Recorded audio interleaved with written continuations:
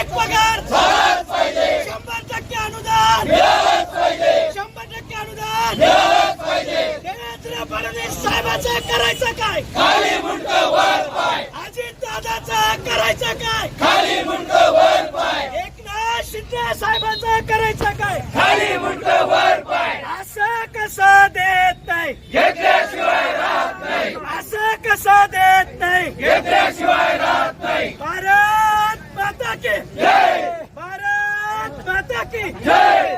अनुदान आमच्या हक्काचं, नाही कुणाच्या बापाचं, अनुदान आमच्या हक्काचं. नाही कुणाच्या